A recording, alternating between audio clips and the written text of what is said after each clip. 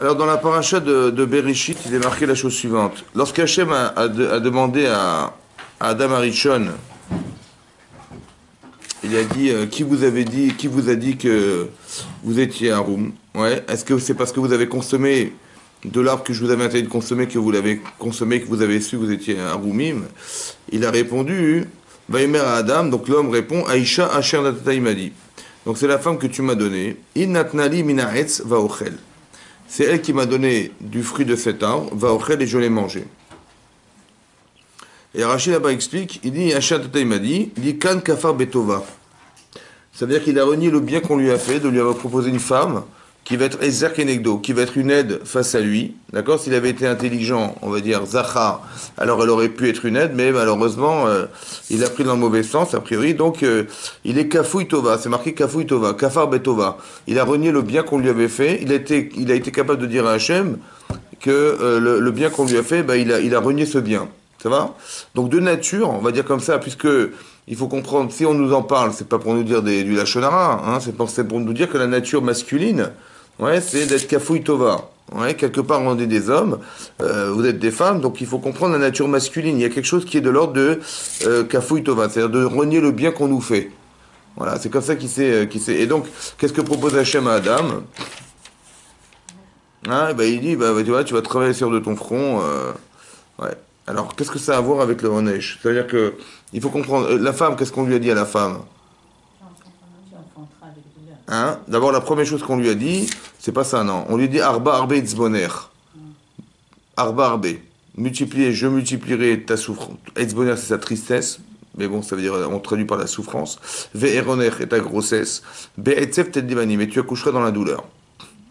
Alors, Rachid explique que pour la femme, Arba Arbe Etzboner, c'est qu'elle aura du mal à éduquer ses enfants. D'accord? Sahar Gidul Banim, la souffrance de l'éducation des enfants. C'est ça ce qu'on propose à la femme. Eroner, c'est la grossesse compliquée. Et Be'etzef Tedibanim, tu accoucheras dans la douleur. Vous avez compris le rapport qu'il y a entre la faute et ça? En quoi elle aura du mal à éduquer ses enfants, qu'elle aurait des grossesses compliquées et aussi qu'elle doit accoucher dans la douleur. Est-ce qu'il y a un lien logique? Hein?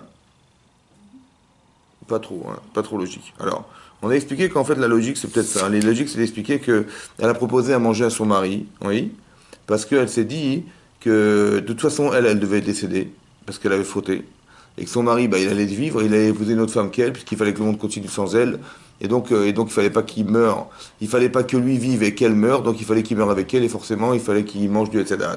Ça va, c'est ce qu'elle lui a proposé. D'accord, c'est quoi le problème ici? C'est quoi son souci à elle? Hein? C'est quoi le souci qu'elle a? Bah lui, hein? Elle va mourir et lui va rester. Et c'est quoi le souci? Elle l'a tué pour ne pas? Parce qu'il est avec une femme qu'elle. Elle est Ouais. jalouse. Ah, jalouse alors. Ou jalouse ou bien?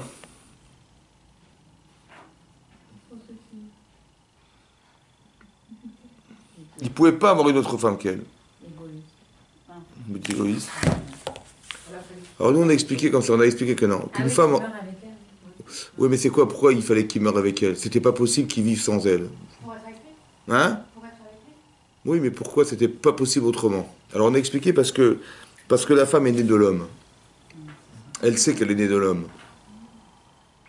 Donc elle est forcément associée à l'homme. Et associée, ça veut dire quoi associée? Ça veut dire qu'il ne peut pas avoir une autre femme que moi, puisqu'on est associé. Donc c'est pas par jalousie, peut-être par extrapolation c'est de la jalousie, mais le sens profond, je pense, c'est que il pourra jamais vivre sans moi. Donc il faut qu'il meure avec moi. Vous avez compris? Maintenant c'est quoi la faute alors? Bah c'est qu'il meurt avec elle. Et c'est le problème. Comment ça se fait qu'elle a pensé ça? Ça va?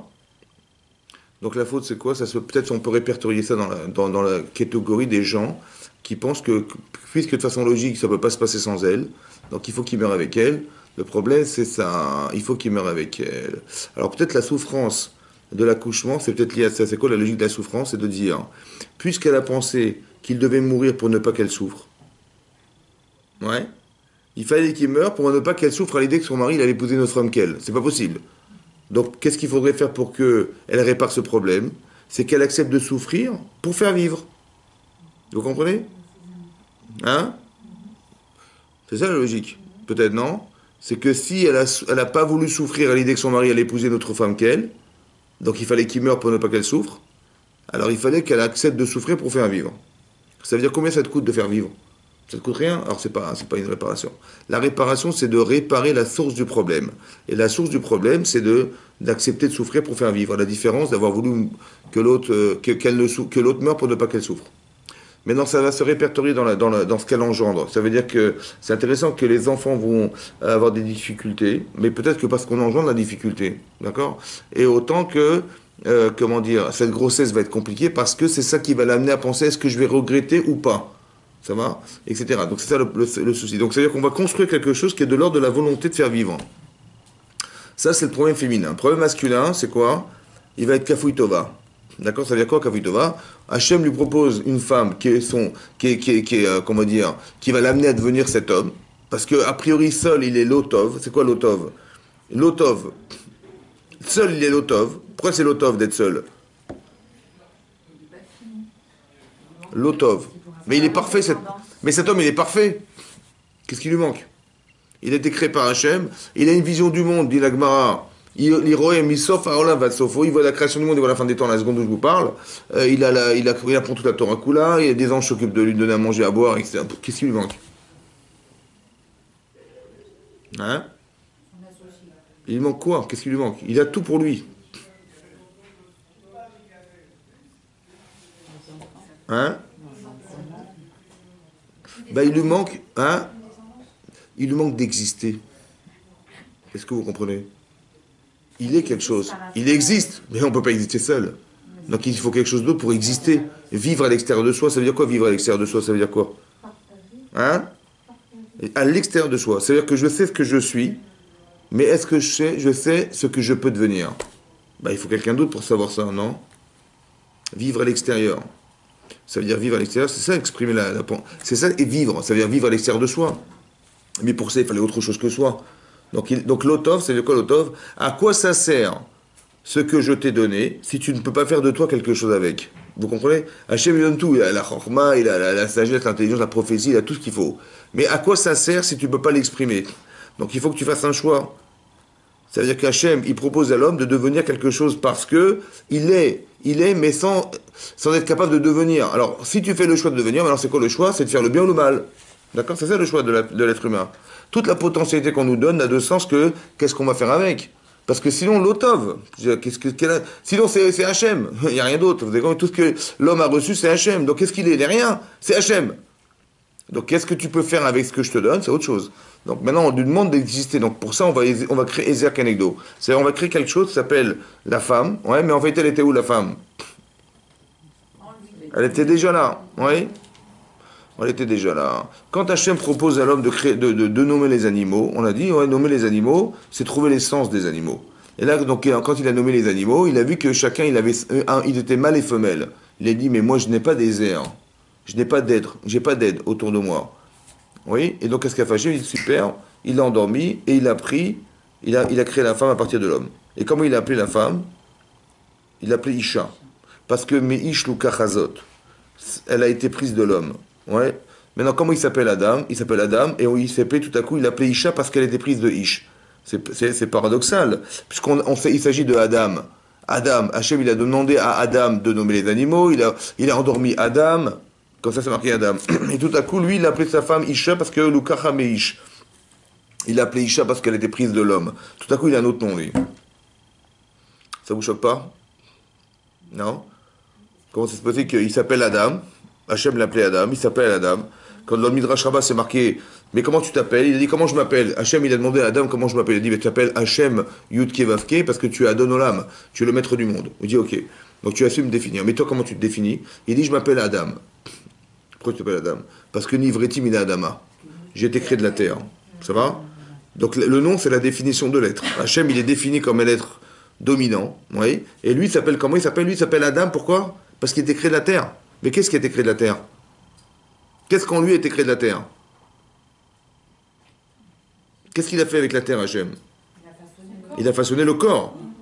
Et après, il part Be'apav, Nishmatraim, il a insufflé un souffle de vie. Mais qu'est-ce qui est essentiel en l'homme? C'est son corps ou c'est sa neshama? Qu'est-ce qui fait la différence entre l'animal et l'homme? Il a dit, mais Nefesh Chaya, on l'appelait Nefesh Chaya. C'est quoi Nefesh Chaya? C'est un être vivant.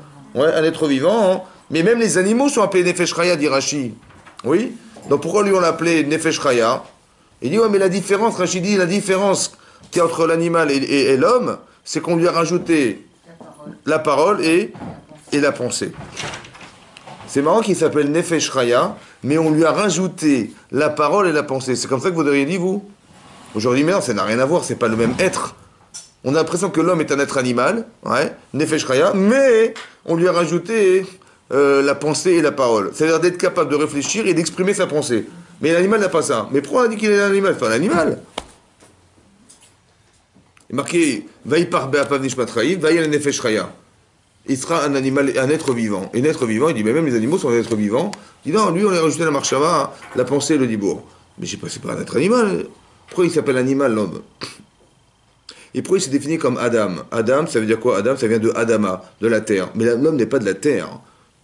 Ça va? Et si on devait le définir, on aurait dit Neshama, on aurait dit, je sais pas moi, Dibour, Mahashava, tout ce qui le différencie d'animal. Pourquoi il s'est appelé Adam?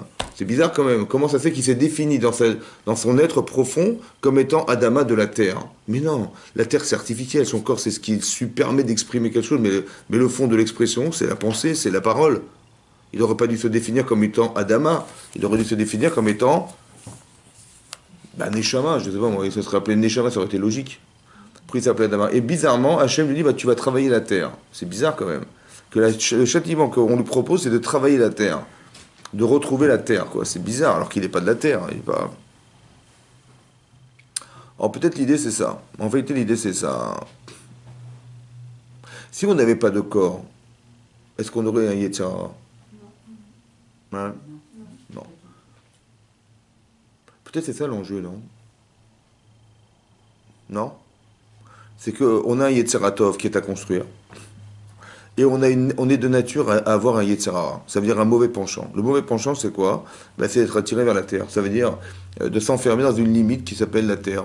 On croit que tout ce qu'on voit, c'est ce qu'on voit. Au-delà de ce qu'on voit, il n'y a rien. Ouais.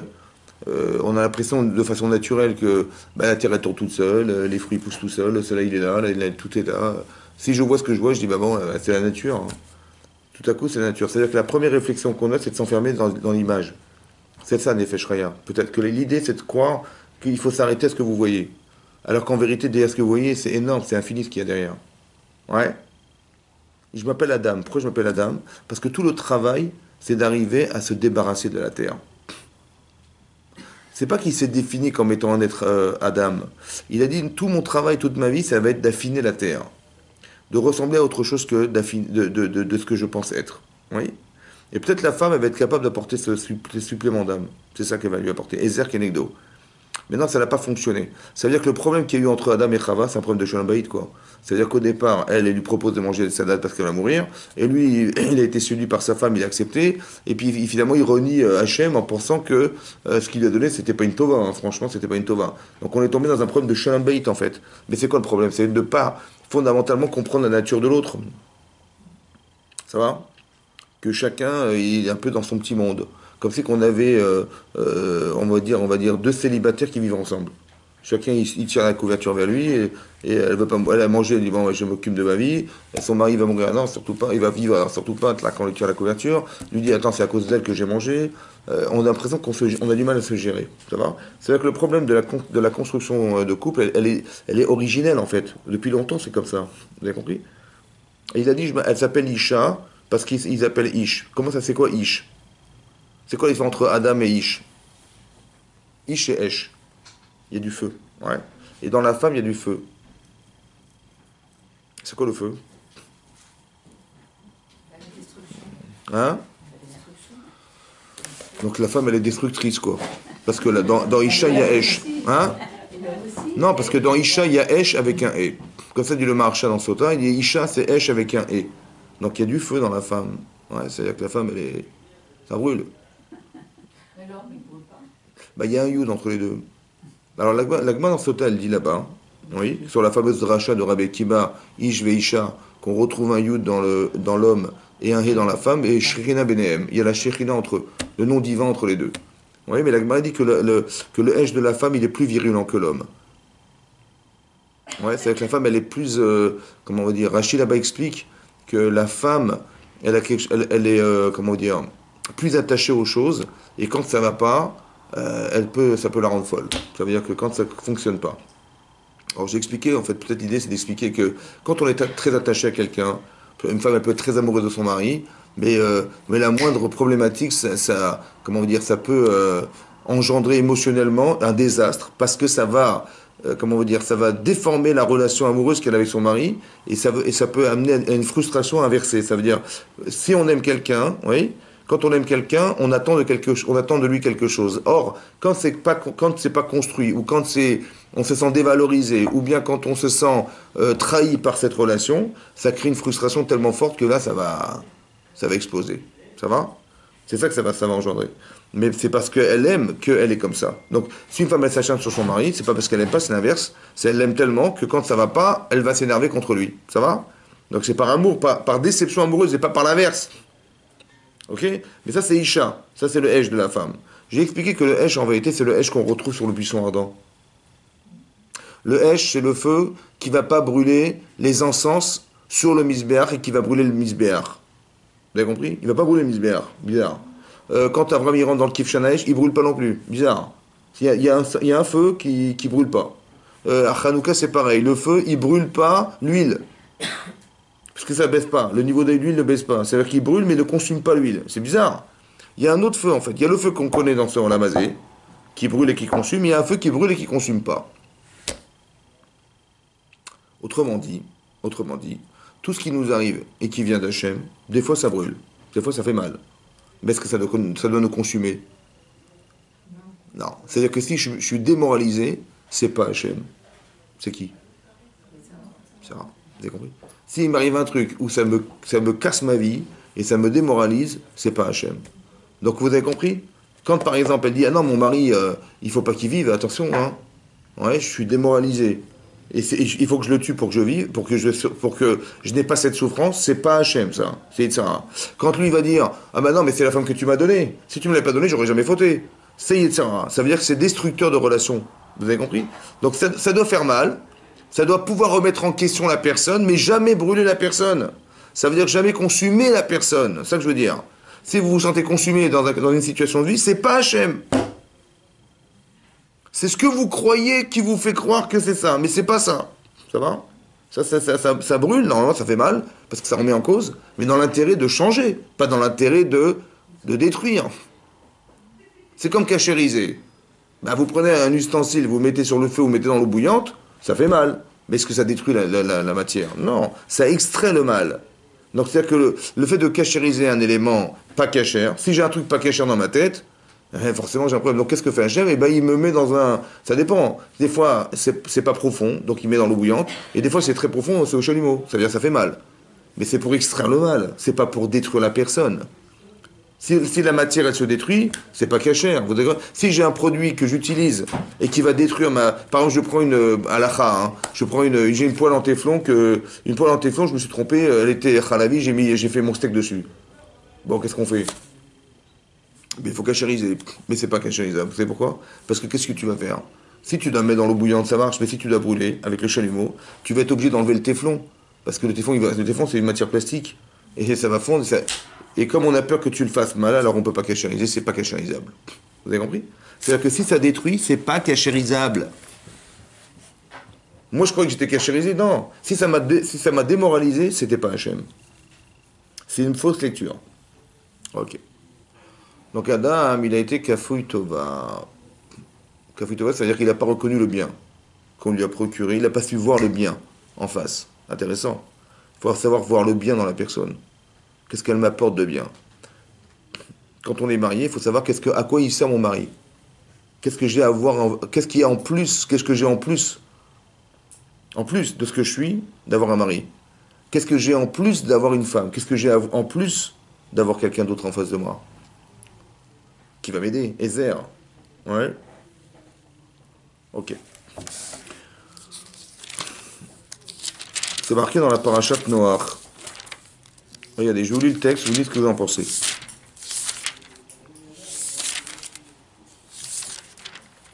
Que lorsque il y a eu la fin, donc il y a eu le déluge, d'accord? Donc il y a eu le déluge, le monde a été carrément inondé. C'est bon? Il y avait combien de personnes dans l'arche de Noé? Ils étaient 8. Il y avait 4 couples, en fait. Oui. Et qu'est-ce qui s'est passé? Ils sont sortis de l'arche de Noé, et ces 3 couples-là, donc il y avait Noach et sa femme, ils avaient 3 enfants, et ces 3 enfants, ils étaient mariés, ils ont eu des enfants. C'est bon? Qu'est-ce qui s'est passé? Ces enfants, ils se sont rebellés contre Hachem. C'est la tour de Babel. Et c'est marqué, Vaï, Kol Haaretz Safa. Donc toute la terre avec un seul langage, c'était l'hébreu. Moi, comme ça dit Rachid de la Shona Kodesh, ou Dvarim Achadim. Ils avaient une seule idéologie. Ok? Et donc, qu'est-ce qu'ils ont fait? Ils ont voyagé Mikedem vers l'ouest, depuis l'ouest, Veimseu Bikar. Ils ont trouvé une vallée, ils ont mis, et tout le monde entier, les habitants de la terre entière, s'est trouvé dans cette vallée, dans cette colline. D'accord? Ils sont restés là-bas, et ils ont fabriqué une ville, ouais, et ils ont fabriqué une tour. Ça va? Alors c'est marqué ensuite, Vayered Hashem lirot et Taïr. Hashem est descendu voir cette ville.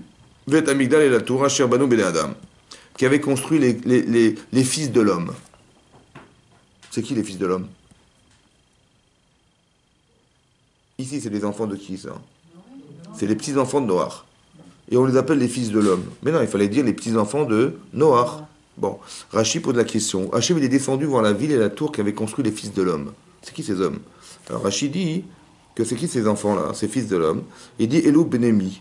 Ce sont les enfants de qui? Demande la question Rachid. Shema Bnei Chamri Megmalim. Peut-être on aurait pu croire que c'était les enfants des ânes et des chameaux. On dit non, c'était les fils de l'homme. Bon, Rachid fait une blague. Hein. Alors il dit non, et la Béné Adam Arishon. C'est qui Adam en fait? C'est qui Adam? C'est qui les fils de l'homme? C'est les fils de Adam Arishon. Que quoi? Chez Kafar et Tatova. Parce qu'il a renié le bien. Véhamar, il a dit. Aïcha, Asher Taïmadi. Il dit c'est la femme que tu m'as donnée. Ce sont les fils de cet homme qui a dit un jour à Hachem, mais c'est la femme que tu m'as donnée qui m'a fait fauter. Et alors quoi? Il dit comme ça, Elou, Kafrou, Betova. Ces enfants-là de Noach, ils ont été aussi Kofer, Batova. Pourquoi? Limrod, Bemish, Ishpiam, Tova. Ou Malta, Minamaboul. Parce que, qui sont ces hommes en fait? Ce sont les enfants des gens qui ont été rescapés du déluge. Comment, quand on est rescapé quelque chose, qu'est-ce qu'on dit? On dit, bah merci, bah, Hachem, qu'on est encore là. Qu'est-ce qu'ils ont fait eux? Ils ont fait exactement l'inverse. Ils se sont opposés à Hachem. À cause de qui? Hein? À cause de Adam. Comment c'est possible? Elou Béné Adam, c'était les fils de l'homme. Il y a combien de générations entre Adam et Noach? Il y a 10 générations. Donc entre Adam et Noach, il y a 10 générations. Entre Noach et ses enfants, ça fait 11, et ses petits-enfants, ça fait 12. 12 générations. Ça veut dire quoi? Adam, il a été Kafouï Betova. Oui, il a renié le bien qu'on lui a procuré une femme. Et bien ses petits-enfants, 12 générations plus tard, ils vont être Kofer Bachem. Hein? Je crois, c'est incroyable, hein? Comment? Ils portent en eux ce problème. Après la Teshuvah, c'est de l'enlever, c'est sûr. Mais est-ce que ça a fonctionné? Ben non. Au lieu d'avoir un réflexe, de se dire, mais tu te rends compte, nos parents, ils étaient 3 couples, on est nés de ça, mais grâce à Dieu, on est là. Grâce à Dieu, tous les gens qui ont fauté, ils sont tous morts. Mais nous, on est les rescapés, les enfants des rescapés du déluge. Merci Hachem, ouais. Il faut avoir un réflexe de reconnaître le bien qui nous a permis d'être là. Et eux, ils ont fait exactement l'inverse. Ça veut dire qu'ils n'avaient pas ce sentiment chez eux. Donc quand on n'a pas le sentiment de reconnaître le bien, qu'est-ce qui se passe? De nature, on va renier le bien. Vous comprenez? On n'a pas les éléments et les outils pour reconnaître le bien qu'on nous fait. On n'est pas articulé pour remercier. Alors, si on ne sait pas remercier, on ne doit rien à personne. Vous avez compris? Alors, qu'est-ce qui va se passer? Il va se passer l'inverse. On va vouloir se rendre indépendant même d'Hachem. C'est où est-ce que ça s'apprend à être Marzik Tova? On va dire de reconnaître reconnaissant.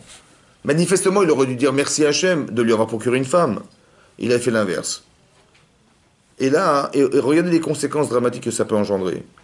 Ça veut dire qu'on doit apprendre à dire merci dans la vie. D'être Marzik Tova, c'est-à-dire de reconnaître le bien qu'on nous fait.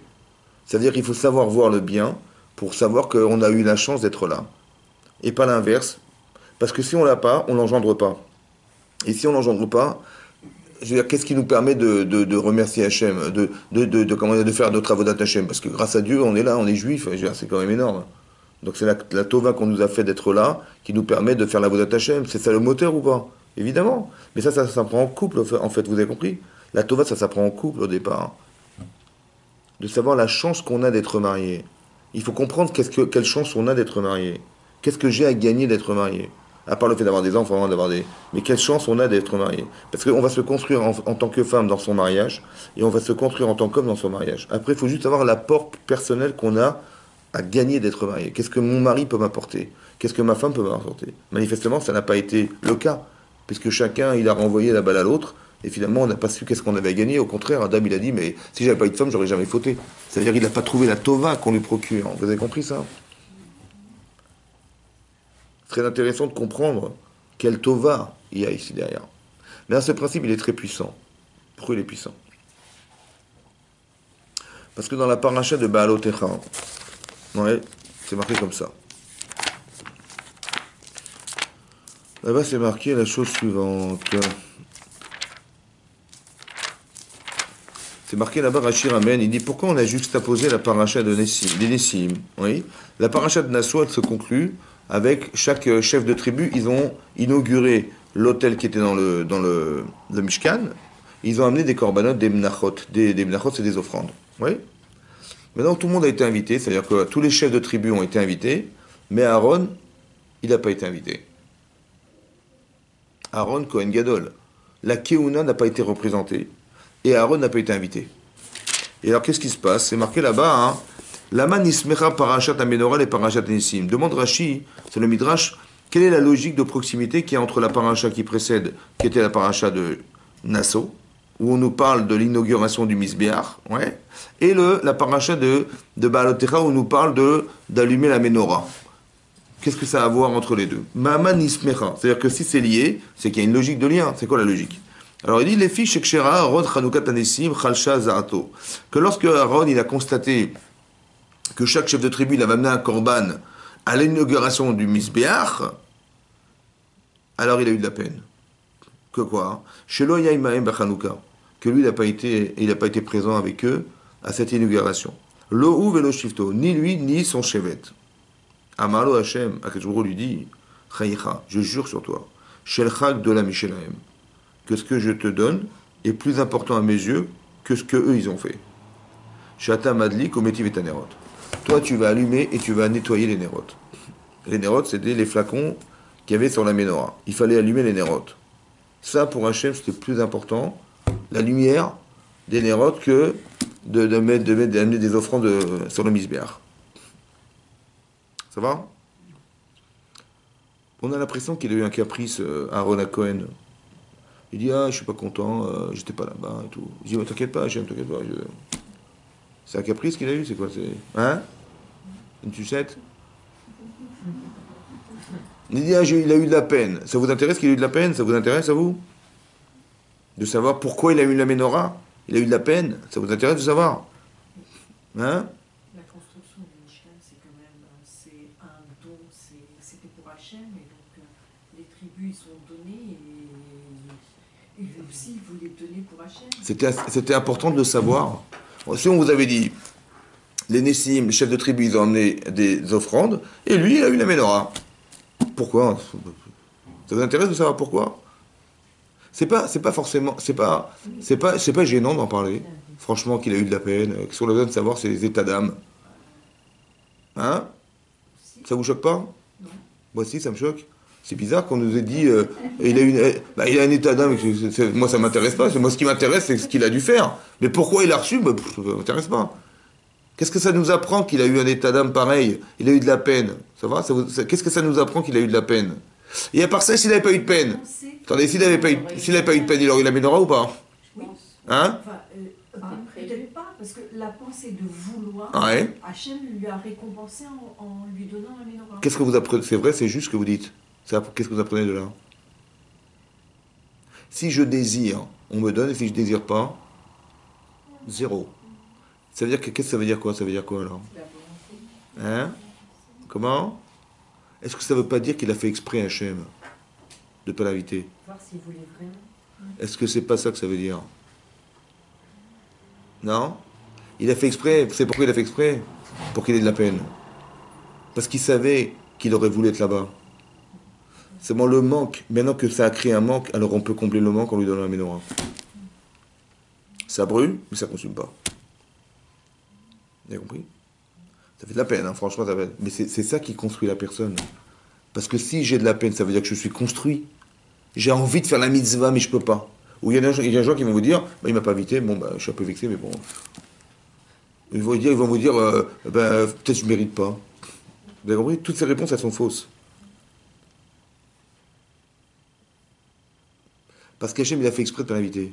Juste pour qu'il ait de la peine. Et maintenant qu'il a de la peine, alors on va combler le vide à la proportionnelle de la peine. Ça va? Vous avez compris? C'est ça la Tova. Maintenant, c'est marqué là-bas hein, qu'on lui a demandé d'allumer les nérotes. En quoi ça, c'est plus important que d'amener les corbanotes? Là-bas, le Midrash Rabbah, il pose une question. Il dit, j'ai pas compris. Hachem, il éclaire le monde. Et ça va, il fait jour, ça va, ça vous suffit la lumière? Ça vous suffit ou pas? Qu'est-ce qu'on a besoin d'allumer la menorah? Qu'est-ce qu'on a besoin de rajouter de la lumière alors qu'il y en a déjà? Comme ça, ils ont demandé à Israël. À quoi elle sert cette lumière? Alors il a répondu à Hachem, il a dit, voilà. Je sais que lorsqu'on était dans le désert, oui, dans le désert, c'est marqué là-bas, hein, à la fin de la paracha de Pécoudé, c'est marqué que le jour, il y avait une colonne de nuée, et la nuit, il y avait une colonne de feu qui éclairait en permanence. Et je sais que pendant 40 ans, je vous ai éclairé. Et je sais que vous vous sentez redevable de cette lumière que je vous ai donnée. Alors allumez de votre côté, allumez aussi la lumière. Pour ne pas être marzikli tova d'avoir allumé pendant 40 ans la lumière. Et là-bas, le Midrash Rabbah, il ramène un machal. Il dit voilà, c'est comme un aveugle, malheureusement, il s'est perdu. Un aveugle s'est perdu dans la rue. Ouais. Et quelqu'un qui l'a vu comme ça, il a dit mais il avait l'impression qu'il s'était égaré dans la rue. Il dit mais monsieur, qu'est-ce qui se passe? J'ai l'impression que vous êtes perdu. Il dit bah oui, je me suis perdu. Il dit mais vous allez où? Il dit bah je rentre chez moi. Il dit mais oui, mais vous habitez où? Il dit bah j'habite à tel endroit. Il dit bah je vais vous accompagner. Et donc le voyant prend le non-voyant, il le prend par la main, il l'amène chez lui. Et quand ils arrivent à la maison, ouais, le voyant dit au non-voyant, allumez-moi la lumière. Il dit j'ai pas compris, mais si c'est vous qui voyez, c'est vous qui vous savez où se trouve la lumière, appuyez-vous sur l'interrupteur. Il dit non, j'ai fait ça hein, parce que je sais que vous aurez du mal à me rendre ce que je vous ai donné. Alors rendez-moi un petit peu. Ça veut dire qu'on part du principe que nous sommes des gens redevables. Et on ne sait pas comment rendre. Alors Hachem, il dit, donne un petit peu, c'est pas grave. Au moins, ça te soulage psychologiquement du désir de ne pas pouvoir rendre ce qu'on te donne. C'est-à-dire qu'on part du principe qu'il faut être marzik tova. Ça veut dire qu'il faut se sentir redevable. Pas qu'on reçoit des choses et c'est normal. Vous comprenez? Si je suis marié, mon mari travaille, mais c'est normal. Si ma femme elle fait à manger, c'est normal. Si elle s'occupe des enfants, mais c'est normal. C'est son rôle, c'est normal. Vous avez compris? Il n'y a pas de tovot. Parce qu'on trouve ça normal. La Torah dit non. Hachem il a dit, je sais, je vous ai donné pendant 40 ans la lumière. Je sais que vous vous sentez gêné. Il faut qu'on soit gêné dans la vie. Vous comprenez? On doit être gêné de recevoir. Comment je vais rendre? Peut-être ça peut expliquer le kibbutz avaim. Non? Si on est là aujourd'hui, c'est grâce à qui? À nos parents. Mais comment vous allez rendre ça? C'est possible de rendre? Alors qu'est-ce que dit Hachem? Ben fais un peu kibbutz avaim. Reconnais et de la reconnaissance de tes parents et honore ton père et ta mère. La moindre des choses. Non? Mais quand on va rendre, qu'est-ce que ça fait? Ben ça vous soulage. Mais ça veut dire qu'on devrait avoir ce traumatisme de ne pas savoir rendre. Pas se dire, ben non, c'est marrant, je leur ai fait une tova, ben grâce à moi, ils sont parents. Dis-moi merci. Vous avez compris? Non, c'est l'inverse. Ça veut dire qu'on doit se dire, mais non, c'est grâce à eux que je suis là. On doit toujours voir dans ce sens, jamais dans le sens inverse. Et donc on doit être reconnaissant. Mais non, comment tu vas rendre tu vis grâce à eux. Tu te rends compte, t'as l'Olam Haba grâce à eux. Ouais. Comment tu vas rendre ça? C'est impossible, c'est un cadeau fantastique. Comment tu vas rendre? Et bien la Torah dit, ben, c'est pas grave, soulage-toi en rendant un petit peu service. Fais kibbutz avim, honore ton père et ta mère. C'est-à-dire que consciemment, on devrait avoir ce réflexe. C'est-à-dire que c'est quelque chose qui est correcteur de la faute du départ. Parce que de nature, c'est l'inverse qu'on pense. On est kafouï tova. Alors on te demande d'inverser ta nature, d'être marzik tova, c'est-à-dire de te ressentir redevable pour pouvoir rendre à la personne ce qu'on te donne. Ça va? C'est ça le réflexe. Jusqu'où ça va? C'est très important de comprendre jusqu'où on doit être marzik tova, jusqu'où on doit avoir un karatatov. Ce qui est très important dans le couple, fondamental. Mais comme ça. C'est marqué, il y a un midrash sur un passouk qui est marqué Vaishma Reuven, Vayetzileu Miyadam. Vous savez que quand on a décidé de. Finalement, Yosef, on a pensé qu'il était, soi-disant, il allait prendre la place de Yehuda. Il est devenu un roi d'Israël. Ça veut dire que normalement, celui qui était désigné d'être le roi d'Israël, c'était Yehuda. La royauté est passée par lui. Et qu'est-ce qu'il a fait, Yosef? Il a dit j'ai rêvé. Je vais vous raconter mon rêve. J'ai rêvé, vous étiez des étoiles, la lune et le soleil, mon père et ma mère, et vous étiez tous en train de vous prosterner à moi. Qu'est-ce qu'ils ont répondu, les frères? Ils ont dit quoi? Tu vas régner sur nous, tu vas nous gouverner? C'est ça ton rêve? Ça veut dire quoi? Ça veut dire que même Yehuda, qui est roi d'Israël, il va se prosterner à toi? C'est impossible. Donc ils ont dit, Yosef, il va être roi d'Israël, c'est pas possible. Donc il va y avoir un schisme dans le cas d'Israël, il y aura deux rois, il y aura Yosef et il y aura les autres. Qu'est-ce qu'on fait alors? Qu'est-ce qu'on décide? Est-ce qu'on va couper le clan Israël en deux? Et tout le projet divin qui était transcrit par Yaakov Avinu, il va disparaître. Alors qu'est-ce qu'on fait? Ils ont dit, on préfère se débarrasser de lui et conserver le reste que de couper le clan Israël en deux. C'était logique ou pas? Évidemment, c'était logique. Donc ils ont condamné Yosef. Tous les frères, ils ont jugé et condamné Yosef. Mais là-bas, c'est marqué Vaishma Reuven. Il a entendu Reuven, Vayetzileu Miyadam. Et il les a sauvés des mains de son frère. Ça veut dire que Reuven, tout à coup, il s'est dit il faut que je sauve mon frère et que je le sorte et je le trouve un moyen d'échapper à la mort. Et donc, qu'est-ce qu'il a fait? Il a dit je vais le mettre dans un trou et le soir, j'irai le récupérer pour l'emmener chez ses parents. Ok. Qu'est-ce qu'il a entendu pour devoir le sauver alors qu'il l'avait condamné? Dit le Midrash Rabbah qu'il a entendu le rêve. Bon. Mais qu'est-ce que ça a fait? Qu'est-ce que ça a eu comme effet sur lui? Quel effet ça a eu sur lui? À quoi ça venait répondre, on va dire, le rêve? Parce qu'on sait pertinemment que quand Rachel est morte, vous savez que quand Rachel est morte, Yaakov, il a mis son lit dans la chambre de Bilha, la servante de Rachel. Mais pas dans la chambre de sa femme qui était Léa. Qu'est-ce qu'il a fait Reuven, qui était l'enfant de Léa? Il a vu ça, il a dit mais c'est un affront pour ma mère, ça se fait pas ce qu'il a fait mon père. Il a été chercher son lit, il l'a mis directement dans la chambre de sa mère. Bilbel Yitzoué Aviv. Il a déplacé la couche de son père. Maintenant, on sait que la couche de Yaakov, c'était la Shekhinah. Comme ça, c'est marqué dans la parasha de Vayechi. Et c'est ça qu'on lui a reproché, qu'il a déplacé carrément la Shekhinah, quoi. Carrément, il a mis le lit de son père. Hein. Mais à ça, il a déplacé la Shekhinah. C'est-à-dire qu'Hachem, il ne devait pas résider là, il devait résider ailleurs. Mais lui, il avait décidé que c'était pas ça. Donc, en déplaçant le lit de son père, finalement, il a fait ça. Donc, il n'a pas respecté son père. Et il n'a pas respecté Hachem. Qu'est-ce qui s'est passé? Il a fait tchouva. Est-ce que la tchouva a été agréée par Hachem? Il n'en sait rien, lui. Mais tout à coup, il entend le rêve de Yosef. Combien d'étoiles? 11 étoiles. Il faisait partie des étoiles ou pas? Évidemment. Donc ça veut dire que son étoile, elle brille dans le ciel. Ça veut dire qu'Hachem, il a pardonné sa faute. Waouh. Il m'a fait ça, je lui sauve la vie. Premier renseignement, c'est que quelqu'un qu'on a condamné à mort, par un karatatov, on lui sauve la vie. C'est pas des modalités de bienséance, là, karatatov. Vous savez, on a des bonnes midotes, il faut respecter les gens, mais jusque-là, on respecte jusqu'à les sauver, alors qu'on les a condamnés. Vous avez vu? Très important. Donc je vois que la karatatov, la reconnaissance du bien, elle va jusqu'à sauver la personne qu'on a condamnée.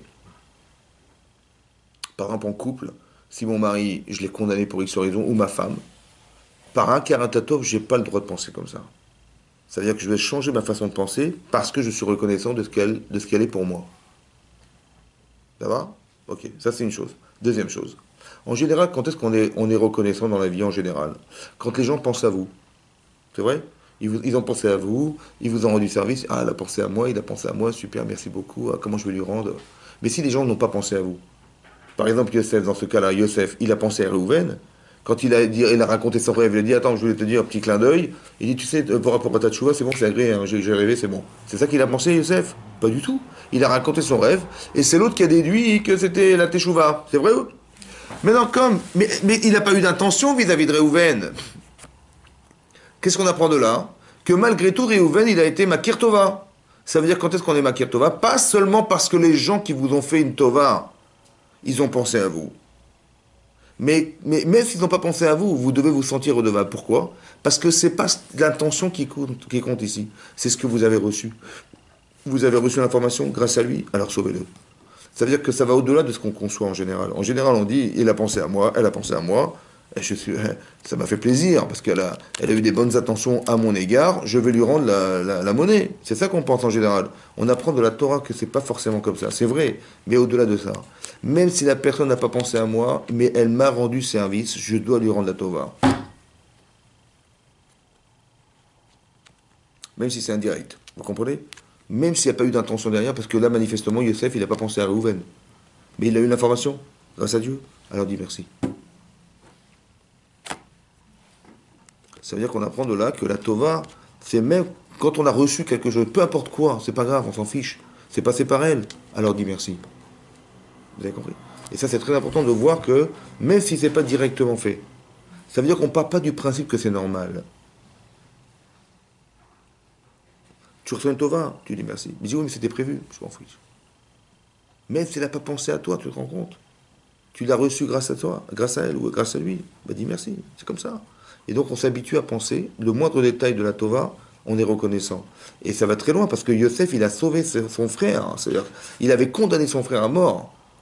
Il a dit non, je vais le sauver. Mais tu te rends compte de ce que tu vas faire? C'est-à-dire, tu risques de créer un schisme dans Israël, je m'en fiche. J'ai une Tova, je dois lui rendre.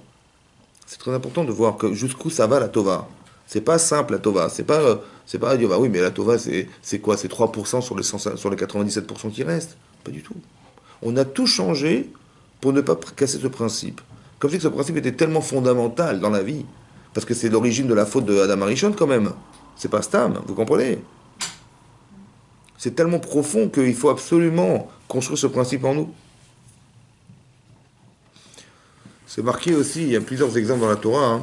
Par exemple, vous savez que quand Hachem il a proposé à Moshe Rabbeinu, oui, d'aller sauver les Bnei Israël qui étaient esclaves en Égypte.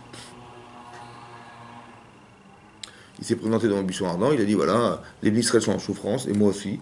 Alors va parler à Pharaon. Et il a refusé, et là, finalement, ils ont été avec Aaron Cohen.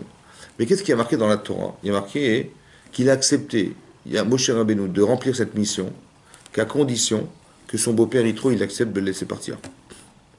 Gendre idéal. Il a dit, bah, si mon beau-père Yitro il veut, sinon je n'irai pas. C'est normal ça? Hachem dit vas-y. Il dit vas-y. Parce que les Bnei Israël sont en souffrance, ils meurent tous les jours. Ils meurent tous les jours. Et il a dit attendez, je veux bien y aller, mais je vais demander à mon beau-père. C'est logique ça? C'est normal? Hein?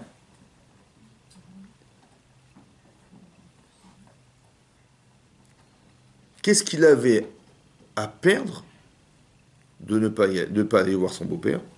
Qu'est-ce qu'il avait à perdre? Et qu'est-ce qu'il avait à gagner d'y aller? Que quoi? Hein? Comment? Oui, mais qu'est-ce que ça a à voir avec son beau-père? Il a accueilli, c'est bien. Même la marchande de fruits, elle m'a donné des pommes. Et c'est parce que je vais perdre le temps d'aller la voir pour ne pas aller sauver Israël. Mais chaque seconde que tu perds, c'est des gens qui meurent. Hein? Il lui a donné sa femme. Oui, mais qu'est-ce que ça a à voir avec le sauvetage du clan d'Israël? C'est quoi la logique? C'est quoi la logique? Alors là-bas, j'ai vu un pshat, très beau pshat de Raphaël Friedlander, il explique comme ça, qui était le mashguer de Ponyovitch. Il a dit comme ça. Quand Moshe Rabbeinu, il s'est sauvé, parce qu'il avait assassiné le Mitzri, l'Égyptien. Il s'est sauvé, il est parti où? Hein? En fait, il est parti en Éthiopie. Il est devenu roi d'Éthiopie pendant 40 ans. Après ces années de 40 ans d'Éthiopie, il était roi là-bas, il est parti à Midian. Et c'est là qu'il a rencontré, comment il s'appelle? Yitro. Et lorsqu'il a raconté à Yitro qu'il s'était sauvé parce qu'il avait assassiné un Mitzri, alors que Yitro faisait partie du gouvernement d'Égypte, non, c'était un des ministres, Yitro. Oui. Il a dit, ah bon, il l'a mis en prison pendant 10 ans. C'est-à-dire qu'il a passé 50 ans de sa vie en Éthiopie et 10 ans en prison. Et qu'est-ce qu'il donnait à manger tous les jours? C'était Tzipora. Et lorsqu'il lui a dit à son père, après 10 ans, hein, il dit, tu sais ce qui est devenu Moshe Rabbeinu? Il dit, cet homme, Moshe, il dit non, il a dû mourir, 10 ans de prison sans être... Et quand il a vu que tu es vivant, il était surpris. Et après, finalement, il a épousé sa fille. D'accord? Maintenant, écoutez-moi bien. Essayez de comprendre l'histoire. Ça veut dire, nous, il s'est passé 50 ans pour nous, entre Moshe Rabbeinu qui se sauve de l'Égypte et le moment où il le libère de prison, il s'est passé 50 ans. Mais Hachem, il s'est passé combien de temps? Hein? Combien? Une fraction de seconde. Essayez de réfléchir comme Hachem et de dire qu'il s'est passé une fraction de seconde. Ça veut dire maintenant, écoutez-moi bien. Si Moshe Rabbeinu, il a la capacité physique à libérer les Israël, il doit à qui? Hachem, c'est sûr. Mais à part Hachem. S'il n'avait pas gardé en prison, s'il n'avait pas été... Et qu'est-ce qui serait devenu? Peut-être qu'il aurait été rattrapé par la justice, il aurait été enfermé, je ne sais pas, prisonnier. Hein? Donc c'est grâce à qui qu'il a pu sauver, qu'il a pu se déplacer physiquement chez Paro? Grâce à qui? Est-ce qu'Hachem, il a pensé à ça ou pas Hachem? La Tova. Bien sûr. Moi, pour moi, il m'a mis en prison. Mais en vérité, pourquoi il a fait ça? Hachem. Est-ce que Yitro, il n'a pas un pourcentage, puisque c'est grâce à lui que Moshe peut sauver les Israël d'Égypte? Est-ce qu'il n'a pas une part de pourcentage du sauvetage du clan Israël? Or, si il va partir seul, sans ce pourcentage, il va réussir Moshe ou pas? Non. Vous avez compris la Karatatov? Ça veut dire que si on n'est pas Makir Tova, mais il m'a dit à moi d'y aller. Mais je vais y aller, bien sûr que je vais y aller. Il m'a dit à moi, je suis fier d'y aller, je ne vais même pas discuter, je vais y aller tout de suite. Mais en vérité, Moshe s'est dit, mais attendez, mais si je suis là aujourd'hui, c'est grâce à qui? C'est grâce à lui. Mais est-ce que ça n'avait pas été prévu depuis le départ? Évidemment, parce qu'Hachem, il a fait en sorte que je me suis retrouvé chez lui. Donc c'est grâce à Yitro qui m'a, entre guillemets, conservé chez lui là-bas pendant ces années, qu'on m'a oublié, et que finalement le paro est mort et je peux sortir. Oui, non. Donc est-ce qu'il n'a pas une part de pourcentage aux yeux d'Hachem, cet homme? Donc si je ne lui propose pas de s'associer à moi, est-ce que je vais réussir? Non. Vous avez compris comment ça marche? Ça veut dire que si on n'a pas des réflexes de reconnaissance du bien, on n'aura pas le réflexe de croire que l'autre il a aussi une part de pourcentage dans cette histoire. C'est pour ça qu'il lui a demandé. Ça veut dire que s'il avait été tout seul, il aurait échoué. Ça aurait été pire. Il aurait perdu du temps. Alors il dit non, il faut que je demande la permission à mon beau-père et que cette association qui fait qu'ensemble on va pouvoir les sauver, ça marchera. Et c'est par ça, et comme ça il a fait, et c'est comme ça que ça a fonctionné. Akara Tatov, il a reconnu le bien que lui avait fait son beau-père. Oui, mais si Tzipora ne lui a pas donné à manger pendant 10 ans. Aussi elle, bien sûr, aussi elle, c'est sûr. Mais tous ces paramètres-là, ce sont des paramètres qui ont permis à Moshe Rabbeinu de survivre.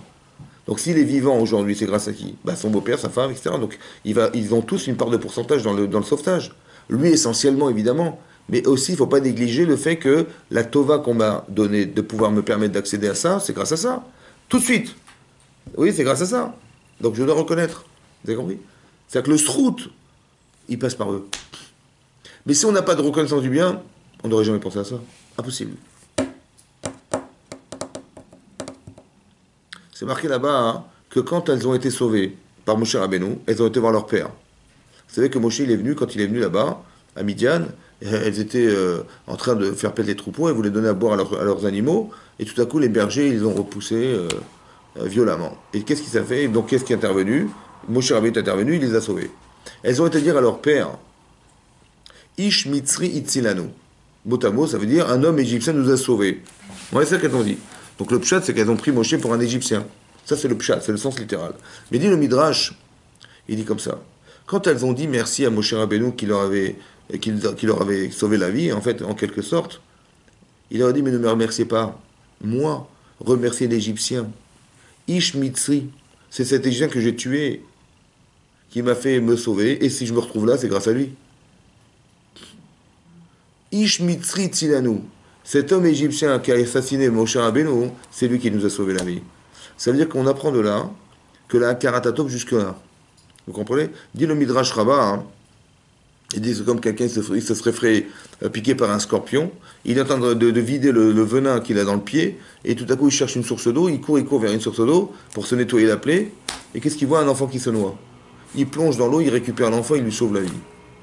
Et l'enfant lui dit, mais vous m'avez sauvé la vie, qu'est-ce que je peux vous faire pour vous rendre cette tova? Il dit, mais ne me remerciez pas moi, remerciez le scorpion qui m'a piqué. C'est-à-dire qu'on apprend tout le temps à reconnaître la tova, d'où est la source de ce que je suis. C'est très important ça, très important. Ça veut dire que c'est, vous avez compris, Ish Mitzri Mitzelanu, ça veut dire qu'on est tout le temps en train de comprendre l'origine des choses. Et le vecteur essentiel, c'était ça. Alors, dis merci. Et d'apprendre à reconnaître le bien. Et ça, c'est la construction qu'on devrait avoir, parce que c'est la base, en fait, de la relation. C'est de reconnaître le bien que l'autre nous procure. Très important. Comme c'est marqué dans la Megillat Esther qu'on dit à Purim, ouais, c'est marqué là-bas, hein, que Vatomer Esther, Beshem Mordechai. Que quand on a voulu assassiner Achashverosh, il y avait Bigtan Vateresh qui étaient deux Sarissa Ameler, deux eunuques du roi qui voulaient l'assassiner. Qu'est-ce qu'il a fait? Mordechai était là, il était assis à la porte du royaume. Il entend deux personnes qui sont en train de comploter contre le roi pour l'assassiner. Bon, il parlait en turc, et lui il comprenait toutes les langues, c'était le chef du tribunal. Et donc il a été dire à sa femme, Esther Amalka, il lui a dit, tu sais, il y a deux personnes qui complotent contre le roi, et on a écrit dans le livre des chroniques que Esther Amalka, elle a dit au nom de Mordechai que deux personnes avaient tenté d'assassiner le roi. Et lorsque Achashverosh n'y trouvait pas le sommeil, qu'est-ce qu'on a fait? On a ouvert ce livre. Et on a lu Beshem Mordechai, voilà, qu'il a sauvé la vie du roi. Il dit, mais qu'est-ce qu'on lui a fait comme Tova? Il dit zéro. Et tout à coup, Aman il tape à la porte, il tape à la porte pour demander au roi de pendre Mordechai, qui lui a sauvé la vie. Bon, si elle n'avait pas dit que c'était Mordechai, elle avait dit, tiens, je vais me faire bien, je vais lui dire que c'est moi. Voilà, je vais vous sauver la vie, je ne vais pas mentionner Mordechai. Est-ce qu'on aurait été sauvé? Non. Dit la Gemara, hein, à Omer Davar Beshem Omro, que tout celui qui va dire une information de celui qui l'a entendu, il va avoir l'honnêteté intellectuelle de dire au nom de celui qui lui a dit, Mevi Geoula Laolam, il apportera la Geoula dans le monde. Comme ça dit la Gemara. À Omer Davar Beshem Omro, tout celui qui va dire au nom de celui qui l'a entendu, il va amener la Geoula dans le monde. De là on apprend, Vatomer, elle a dit Esther Beshem Mordechai. Et donc elle a dit, elle a sauvé Israël parce qu'elle avait dit au nom de Mordechai. Comme ça dit la Gemara. Ça va? Demande le Maral de Prague. Il dit, je comprends pas.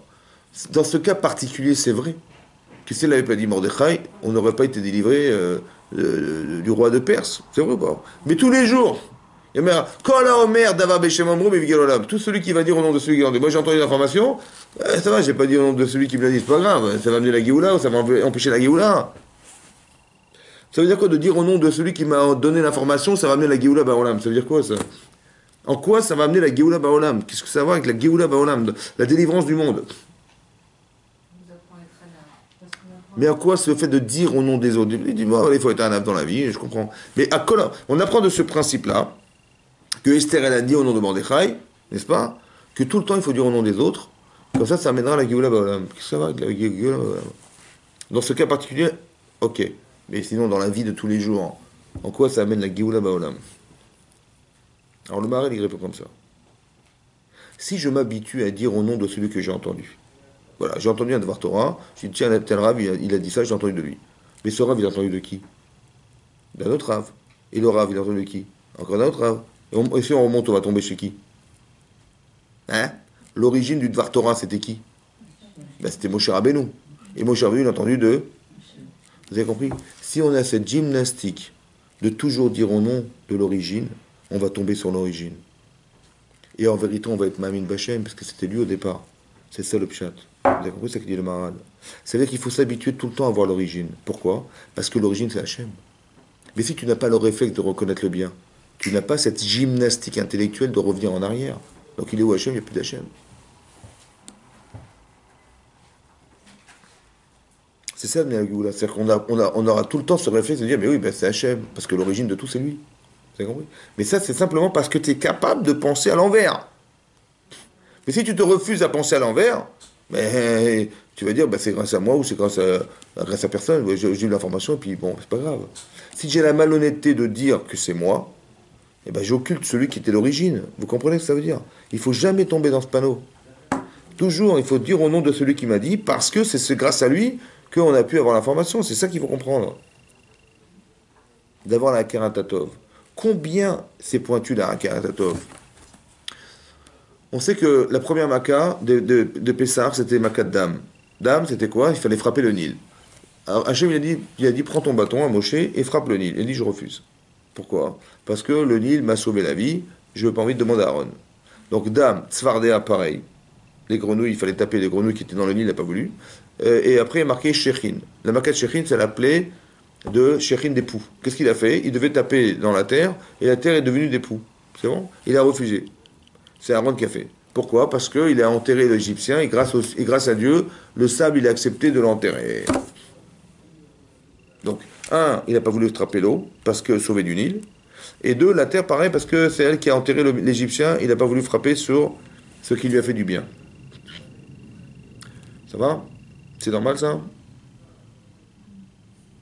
Est-ce qu'on doit de la reconnaissance à la matière alors qu'elle a été créée pour nous? Hein? Ben non, c'est pas logique. Ben non. Alors comment vous le comprenez? J'ai compris la limite. Ça veut dire la limite. Que jusque-là, il ne faut pas se contredire. D'un côté, je sais que ça m'a fait une tova. Bien sûr qu'elle n'a pas pensé faire la tova, mais j'ai une tova. Alors je ne veux pas casser ce principe de la reconnaissance. Je n'ai pas envie de me contredire. Par exemple, quand votre mari fait kidouche vendredi soir, qu'est-ce que vous faites? Vous faites des chalotes. Et vous les couvrez. Pourquoi vous les couvrez? Hein? Pourquoi on les couvre? Hein? Pourquoi? Pourquoi qu'elle est honte? Non, vous avez raison. C'est ça qui est marqué, pour qu'elle ait honte. Ouais. Maintenant, vous allez faire, je vous en prie, vous allez faire une expérience. Quand votre mari fait le kidouche, vous allez soulever la mappa et vous allez voir si elle va rougir la chala. Non, c'est possible, hein, je ne sais pas.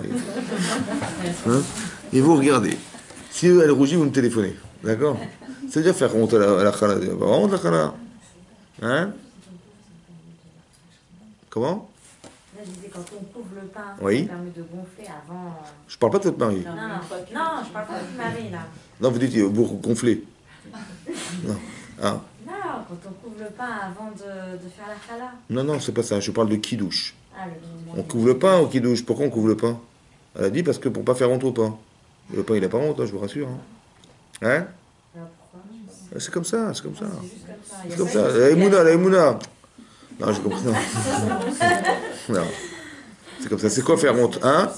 Comment? Le pain représente la subsistance. Très bien, très bien. Donc c'est par rapport à ça. C'est ça. Parce que, qu'est-ce que c'est que le vin? Le vin, c'est une jouissance. Et le pain, subsistance. C'est quoi la priorité? Le pain ou le vin? Maintenant, est-ce qu'on peut faire kidouche en vin? La priorité. Mais est-ce qu'on doit faire kidouche avec du vin? Très bien. Et est-ce qu'on peut manger sans faire kidouche? Hein? Non. Donc on est obligé de faire kidouche avant de manger. Donc on est obligé de faire kidouche sur du vin. Donc on est obligé de faire du vin avant le pain. Mais pas obligé le vin. Pardon? C'est pas obligé le vin pour faire si on n'a pas. Mais quand si on n'a pas de vin. J'ai pas dit ça. J'ai dit est-ce qu'on doit prendre du vin? Très bien. Mais Chachamim, ils savaient que le vin n'est pas prioritaire par rapport au pain. Et quand même, ils ont dit fais kidouche sur du vin. Alors comment je vais faire? Parce que je sais pertinemment que si j'ai du pain et du vin, la priorité c'est le pain. Donc comment je peux me permettre de faire la bracha sur du vin devant du pain? Alors qu'est-ce qu'il faut faire? Il faut couvrir le pain. Ça veut dire que pour ne pas se contredire, il ne faut pas avoir le pain. Vous avez compris pas? Parce que si demain je fais l'inverse, je bois du vin devant du pain, dans ma tête je vais penser que le vin c'est prioritaire sur du pain. Et dans ma vie, qu'est-ce que je vais faire? Je vais me contredire et je vais très chercher du plaisir avant de penser à l'essentiel. Alors pour ne pas se contredire, on couvre le pain. Vous avez compris ça? C'est ça la logique de couvrir le pain. Il ne faut pas se contredire. C'est-à-dire que Moshe Rabbeinu, il a eu peur de se contredire. Il dit, je ne vais pas taper le Nil. Il dit, c'est la fiche du Nil, c'est pas grave le Nil. Je dis, non, parce que la Karatatov, je n'ai pas envie de la casser. Jusque-là, il y a marqué. Vous avez compris? Quand vous avez eu du bien, mais si c'était normal que ça vous arrive, et vous n'avez rien à reconnaître aux autres, puisque de toute façon, c'est de l'eau. Quand bien même Moshe Rabbeinu, il a eu peur de casser ce principe. Jusque-là, il a eu peur. Ça fait attention, hein. C'est ne pas se contredire. Tu dis, d'un côté j'ai une tova, et d'un côté je tape dessus. Ah non, ça va pas. Mais c'est que de l'eau, c'est pas grave. J'ai compris, mais profondément, dans l'inconscient, il y a quelque part une contradiction. Ne crée pas la contradiction. Parce que demain, qu'est-ce qui va se passer à votre avis? Le Yetzer Hara, hein, il va l'utiliser cette contradiction contre vous. C'est logique. Parce que la contradiction, c'est la partie mâle de ma vie. Et qu'est-ce qu'il va faire le Yetzer? Il va l'utiliser dans votre cœur, contre vous. Parce qu'il dit, ah, tu t'es contredit une fois, tu t'es contredit deux fois, trois fois. Ou il va l'utiliser dans d'autres situations de vie, en disant, ben, c'est normal, regarde, tu t'es permis de boire du vin devant du pain. Donc, et tu savais pertinemment que c'était plus important que le pain. Le vin que le pain. Et quand même, c'est pas grave, c'est pas des dérapages, c'est pas grave. Et j'accepte le dérapage, j'essaie de la contradiction, et donc dans ma vie, je peux me contredire, sans être gêné par la contradiction. Il faut qu'il y ait une fracture entre les deux.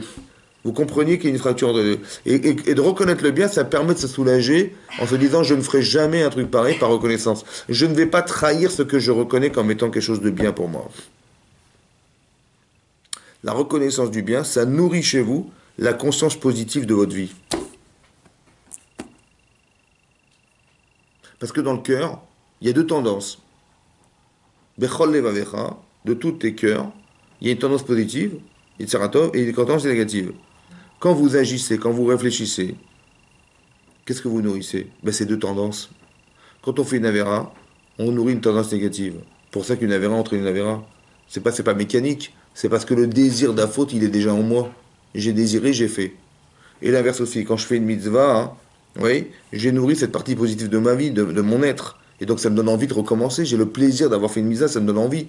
Et ce plaisir-là, vous l'avez en vous, non? Et donc c'est ça qui vous pousse à faire de nouveau la mitzvah. Mais comment dire, cet enthousiasme, il est né de la mitzvah. Vous avez compris? C'est ça la différence entre la pensée et l'acte. Parce que la pensée, ça nourrit rien. C'est simplement une lumière. Vous êtes éclairé. Mais est-ce que vous allez le faire ou pas? Mais c'est quand vous investissez votre corps dans ce que vous pensez que là, il va se passer quelque chose d'émotionnellement touchant chez vous. Mais si vous faites rien, mais il ne se passera rien. Ça sera toujours de la virtualité. C'est ça qu'il a dit à Adam. Je m'appelle Adam. Parce que j'ai envie d'utiliser mon corps pour quelque chose qui va me créer de la conscience. Ça va? C'est comme de penser au mariage ou de vivre son mariage. C'est pareil. Est-ce que vous avez les mêmes émotions? Mais pourquoi c'est quoi la différence? Pourtant vous voyez la roupa, vous voyez votre mari, vous voyez l'orchestre, le machin, le truc, vous avez tout dans la tête. Mais vous n'avez pas les mêmes émotions. Pourquoi? Hein? Parce que quand on pense au mariage, on imagine comme un conte de fées, mais après quand on le... Non, je parle pas d'une catastrophe. Je parle de ce que entre la pensée et la réalité. C'est quoi la différence? C'est l'action. C'est votre corps. Vous avez compris? Alors votre corps, il ressent des choses qui ne sont pas dans l'ordre de la pensée, c'est dans votre corps. C'est votre corps qui est sous la roupa, c'est vous vous voyez votre mari, vous le vivez. Mais ce que vous vivez, c'est à l'extérieur de vous. Alors que la pensée, c'est à l'intérieur de vous. Donc on ne peut pas ressentir la même chose quand c'est dedans que quand c'est dehors. Parce que là, vous faites intervenir votre corps, et là, votre corps, il ne rentre pas en ligne de compte. Donc il y a un sentiment corporel, émotionnel, qui s'associe à la pensée. Et là, vous êtes consciente. La conscience, c'est ça. C'est créer un pont entre ce que vous savez et ce que vous êtes. Et le pont, c'est l'action. Quand vous vivez la chose, vous avez le vrai ressenti. Mais dans la pensée, on n'a pas le vrai ressenti. C'est pas vrai. On pense, on imagine, ok, je vois, d'accord, et alors? Je vois pas. Mais quand vous vivez la chose, ça n'a rien à voir. Quand vous l'expérimentez, ça n'a rien à voir. Ça va? Donc c'est ça le sens de l'acte, c'est que vous allez réussir à faire ça. Très important d'arriver à construire ça en couple. Ça veut dire que maintenant, il faut savoir déterminer qu'est-ce que j'ai à gagner. Par exemple, dans l'exemple de Adam, Arishon et Chava, d'accord? Qu'est-ce qu'il a dit à Adam? Qu'est-ce qu'il a dit à Adam? Hachem. Quand il a fauté, qu'est-ce qu'il a dit à l'homme? Hachem. Hein? Comment? Avant de lui dire tu travailleras avant, tu lui dis ça, il lui a dit quoi, Hachem? Avant, il lui a dit quoi? Il a dit quoi? Il a dit à la femme, etc., etc. Mais à l'homme, il a dit quoi? Vous vous rappelez ou pas? Ça vous dit quelque chose le dimanche? Attendez. Alors, c'est marqué comme ça. Je vous lis ce qu'il lui a dit. C'est vrai. Il faut faire Hazara. Vous avez raison. Il a dit comme ça. Où est-ce que c'est? Alors, je vais vous dire ce qu'il lui a dit. On va le dire ensemble. Voilà. Ou le Adam Amar. Et à l'homme, il a dit Kishamarta l'école ishtecha. Parce que tu as écouté la voix de ta femme. Va tochal minaetz. Et tu as mangé minaetz de l'arbre. Asher tziviti chalomar. Les morts. Que je t'avais ordonné en te disant Lo tochal bibedou. Ne mange pas de lui. Arura Adama bavorecha. Elle sera maudite la terre à cause de toi. Be'it savon tochalna. Kol yemechayecha. Dans la tristesse, dans la souffrance, tu mangeras toute ta vie. Tous les jours de ta vie. Je recommence. Il a dit à la femme, parce que tu as écouté la voix de ta femme. C'est ça. Qu'est-ce que tu as écouté la voix de ta femme et que tu as mangé du fruit que je t'avais empêché de manger, alors la terre sera maudite. C'est ça qui est marqué? À cause de quoi elle est maudite la terre?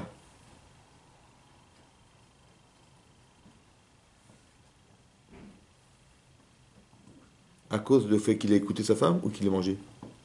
Parce qu'on lui avait interdit de manger. Écoute, Qui a mangé. il a mangé. Est-ce qu'il a mangé? On dit il fallait pas manger. Et il a mangé. Donc la terre elle sera maudite. C'est logique. Qu'est-ce que ça va avec sa femme? C'est la faute de sa femme, elle est mauvaise conseillère. Bon, pas du Mais pourquoi dans la Torah c'est marqué à cause, parce que tu as écouté la voix de ta femme et que tu as mangé, mais que ça va. Sa femme elle est bête. Ok, elle est bête sa femme, mais que ça n'a rien à voir avec. C'est lui qui a accepté de manger, non? C'est lui qui a accepté de manger. Donc il dit parce que tu as mangé. Ah bah t'as goûté ta femme, ok, mais c'est parce que tu as mangé. On a l'impression quand on lit la Torah que c'est à cause de sa femme. C'est ça qui est marqué, non? Parce que ta femme elle t'a dit, mais il n'était pas obligé d'écouter sa femme. Donc ça veut dire qu'il aurait dû assumer. Je me dis, ben, t'as pas assumé t'as pas assumé, il fallait que t'assumes. T'as mangé le fruit, machin que je t'avais interdit. Alors c'était ta femme, bien sûr. Et tu dis à cause du Tzera. Ben non, c'est à cause de toi, il fallait pas l'accepter. Et c'est vrai, il aurait pu l'écouter, mais ne pas le manger. Exactement, donc pourquoi on dit que c'est à cause d'elle alors? Ah, c'est vrai. C'est vrai ou pas? Alors c'est quoi l'explication? Il n'a pas cherché le bon Faut qu'il chemin. discerne. Parce que tu as écouté la voix de ta femme et que tu as mangé du Etzada, alors la terre sera maudite. J'ai pas compris, qu'est-ce que ça a avec sa femme? Bien sûr qu'elle lui a proposé, mais c'est son problème, c'est pas qu'elle lui ait proposé, c'est qu'il a accepté la proposition. Après on lui dit parce que tu as écouté ta femme que ça a avec sa femme. Lui aussi, il avait envie de manger, peut-être. Mais évidemment qu'il avait envie de manger, évidemment. Voilà pourquoi il dit que c'est sa femme. Mais c'est ça le problème, c'est la question. Hein? Il ne Comment? veut pas assumer, il ne veut pas avoir de responsabilité. Mais qu'est-ce que ça a à voir avec sa femme? Il fallait dire tu n'as pas assumé. Voilà. Mais il dit parce que tu as écouté la voix de ta femme, tu as écouté les mots, tu as écouté la voix de ta femme et tu as mangé dedans, alors la terre sera maudite. Tu as écouté la voix de ta femme, c'est-à-dire quoi? Pour avoir un autre avis, au cas où il se tromperait. La femme que tu m'as donnée. Quand vous lisez le texte, vous comprenez quoi, vous? Qu'est-ce que vous avez compris? Parce que tu as écouté la voix de ta femme et tu as mangé du fruit que je t'avais interdit de manger, alors la terre sera maudite. Vous savez que c'est ça. C'est-à-dire qu'il reproche à Dieu d'avoir créé la femme. C'est Hachem qui parle, hein? Oui. C'est Hachem qui parle, là. Comment? Bizarre dans le texte, bizarre. Il a dit, c'est la femme que tu m'as donnée. Ça, c'est ce qu'il a dit après. À cause de ça, il a dit ça. Mais c'est pas à cause d'elle, c'est à cause de lui. C'est vrai ou pas? Très bien. Regardez, je vous lis avant le texte.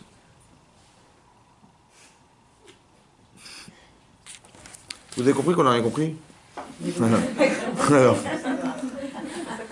Alors, il y a une marque comme ça. Vayomer Anachash. Le Nachash, il a dit El Aïcha, l'homme temutun. Elle a dit, mais si je mange, je vais mourir. Elle dit, non, vous n'allez pas mourir. Qui est Elohim? Parce qu'Hachem, il sait qu'il bayom ochalchem imenu tifkechu enechem. Hachem, il savait que si vous allez manger, vos yeux vont s'ouvrir. Veitem Elohim, vous serez comme Dieu. Elle dit, ça l'intéresse pas. Vayodea Tovara. Elle dit, ah bon, on sera comme Dieu. Ouais, super. Vatere Aïcha. Elle a vu la femme. Qui tov ha'etz. Il était bon l'arbre, les ma'achal. Vechi ta'ava hu la'enaim. Il était ta'ava. Hein, désirable aux yeux. Venechmad. Agréable à es les askil, pour devenir intelligente. Vatikar pirio vatochal. Donc elle a pris à manger. Il y a marqué quoi? Il y a marqué tov. C'est quoi tov? Hein? Bon ou bien? Ou bien? Dites bien. Très bien. Il était bien. C'est quoi bien? C'est quoi la différence entre le bon et le bien? Bon et bien. Bien, c'est spirituel. Bon, c'est physique. Donc il était bien. C'est vrai qu'il était bien. Ta'ava. Une envie. Et Nechmad, agréable. C'est quoi ça? Tov, Nechmad et Ta'ava. Bon, agréable. Il était bien, agréable et plaisant. C'est quoi? Ben, c'est des sentiments. Est-ce qu'une femme est sentimentale? Elle n'est pas attirée par ce qu'elle est? Mais est-ce qu'un homme il est aussi sentimental qu'elle? Est-ce qu'il aurait pu, lui, qu'il n'est pas sentimental, il aurait pu dire à sa femme, tu as été piégé par tes sentiments, puisqu'il ne l'est pas, lui. Il aurait pu ou pas? Donc il a eu tort d'écouter la voix de sa femme. Il a eu tort d'être influencé par l'émotion de sa femme, puisque lui, il ne l'était pas. Mais il s'est laissé influencer par elle. Tu aurais dû être un homme. Ça veut dire exploiter ce que tu es, puisque tu n'es pas émotionnellement touché par ce que tu vois. Tu aurais dit à ta femme, là tu vas trop loin. Parce que ton émotion te trompe. Et tu aurais dû contrôler ça. Mais tu n'as pas été un homme. Tu as écouté la voix de ta femme. Vous avez compris ce que ça veut dire? Il y a une partie rationnelle chez l'homme qui aurait dû permettre à la femme de se concentrer sur ses émotions et ne pas tomber dans l'émotion. C'est un avantage d'être émotionnel, mais ça peut être un inconvénient. Parce qu'on faute par émotion, ou on fait des misotes par émotion. Une femme, elle ressent des choses. Elle a une intuition féminine. C'est une neshama, ça c'est quelque chose en plus qu'elle a. C'est une bina yetera. C'est-à-dire quelque chose en plus, émotionnellement touchant. Oui? Est-ce qu'on a besoin d'émotionnel? Évidemment. Mais tout ce qu'on fait là, comment on répond à des questions? Parce qu'on a ressenti la chose. Et ça donne une dimension à la réponse. Mais si on ne ressent rien, on n'a pas de réponse. Donc l'émotion, c'est très très important. Seulement, des fois, hein, c'est trompeur. Parce que la passion est plus forte que la raison. Donc c'est un avantage, mais ça peut être un inconvénient. On dit, mais tu n'as pas été cet homme. Parce que si tu avais été ish, tu aurais dit à ta femme, non, ça va pas. Mais tu as écouté la voix de ta femme. C'est quoi la voix de ta femme? Ça veut dire quoi la voix de ta femme? Ça veut dire quoi la voix? Hein? L'émotion de ta femme. Parce qu'il y a le parole et il y a le col. La parole, c'est quoi la parole? C'est ce que vous dites. Mais qu'est-ce que ça contient? C'est le col. L'émotion qui est cachée derrière la parole. Ça va? Par exemple, à Rosh Hashanah, on sonne du chauffard. Hein? Il faut entendre les colottes. C'est-à-dire qu'on est en train de faire la prière, et le Rav, il sort un chauffard. Il sort pas une guitare, hein? Il sort un chauffard. Il sort avec le chauffard, qu'est-ce que c'est avoir le col ici? Pour Rosh Hashanah, on est obligé de se donner du chauffard. D'écouter des sons. Ça veut dire écouter des sons. Hein? Ça va réveiller la Neshama. Parce qu'elle dort. Oui, elle dort bien. Ouais, c'est possible. Ouais. La musique, ça se construit. Ouais, parce que c'est l'esprit d'émotion. L'émotion. Mais c'est une mitzvah hein, d'écouter les sons du chauffard. Ça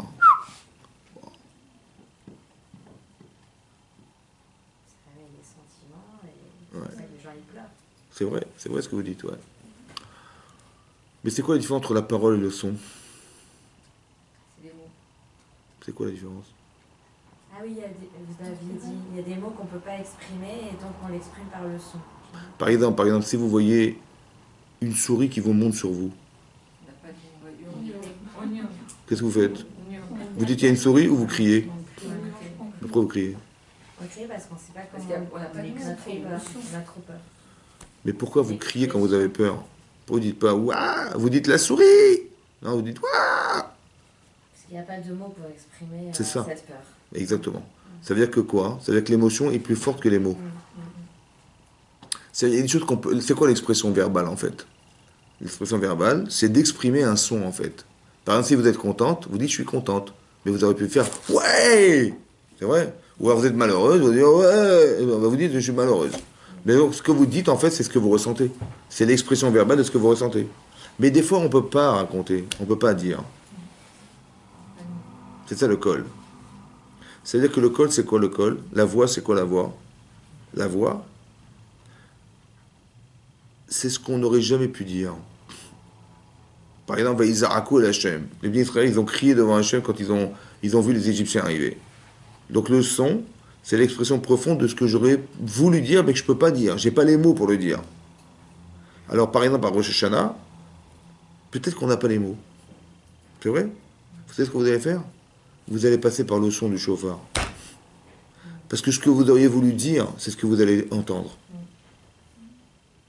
Quand vous dites ça crée des émotions, mais l'émotion, comment vous allez me l'expliquer? Ben, des fois, j'ai pas les mots. Alors je passe par le son du chauffard. Il a écouté le son de la voix de sa femme. Ça veut dire quoi ça? Ça veut dire que l'émotion qu'elle avait était tellement forte qu'il n'a pas pu échapper pas aux mots qu'elle a dit, mais au son qu'elle a envoyé. Vous comprenez?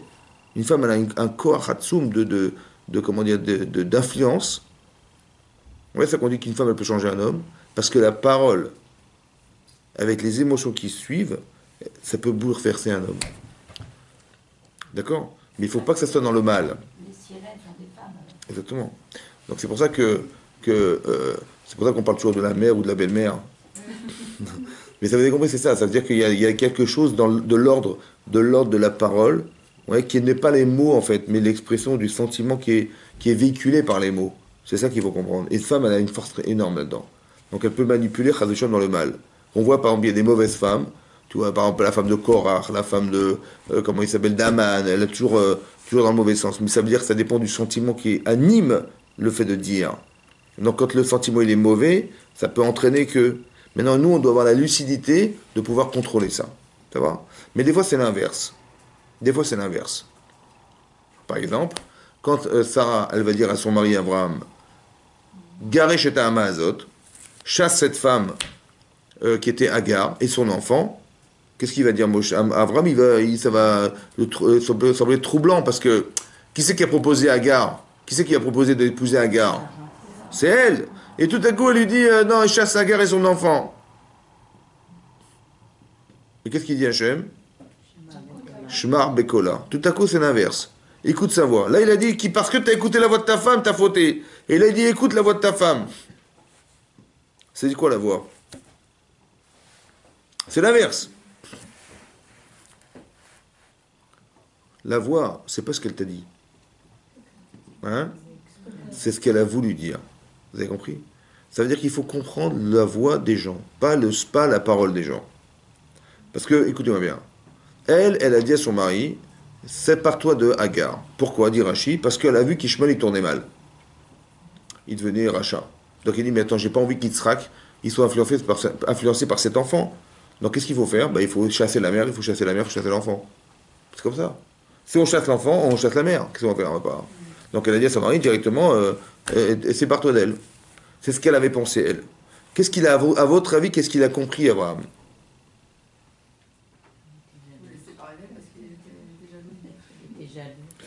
Est-ce que c'était vrai? Non. Quand il s'est énervé, Abraham Avinu, contre elle, qu'est-ce qu'elle a cru, elle? Elle qui a pensé qu'il fallait se séparer d'Agar parce qu'il fallait se séparer d'Ishmaël. C'est ça qu'elle a pensé, elle. Donc qu'est-ce qu'elle a cru quand il s'est énervé? Attendez, elle met son enfant en péril. Ouais. Et qu'est-ce qu'il fait lui? Il dit non, non, non, il s'énerve. C'est-à-dire quoi? Il veut conserver cette femme. Mais il met en danger notre enfant. Donc qu'est-ce qu'elle a cru que son mari, il était? Ou qui préfère Ishmaël, ou qui préfère cette femme, ou qui met au même pied d'égalité Agar et Sarah. C'est ça qu'elle a cru ou pas? C'était vrai ou c'était faux? C'était faux. Ça veut dire quoi? Ça veut dire qu'on ne se comprend pas. Pourquoi? Et pourquoi on parle le même langage? Les femmes parlent avec les émotions. Parce qu'on n'est pas de même nature. C'est-à-dire, elle ressent des choses que son mari ne ressent pas, mais elle est sûre qu'il a ressenti, donc elle lui donne la solution.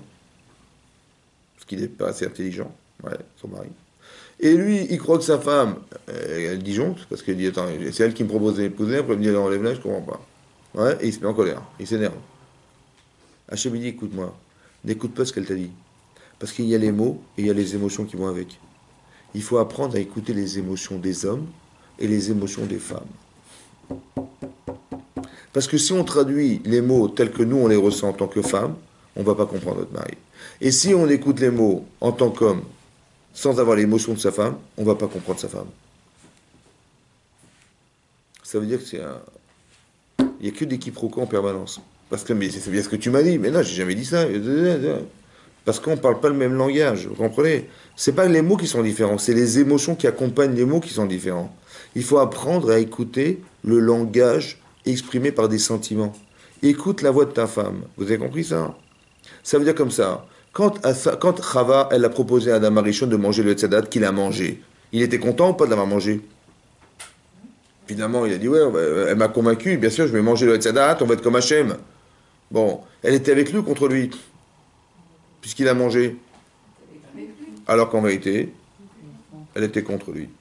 Et quand Sarah, elle a dit à son mari, mais chasse cette femme, chasse cette femme, et chasse cet enfant, mais moi je tiens à Ishmaël, elle était contre moi ou avec moi? Alors que moi, alors qu'en vérité, elle était pour. Vous avez compris ce que je veux dire? C'est-à-dire quand est-ce qu'on va commencer à comprendre que des fois ce qui est contre moi est pour moi, et je croyais que ce qui était pour moi était contre moi.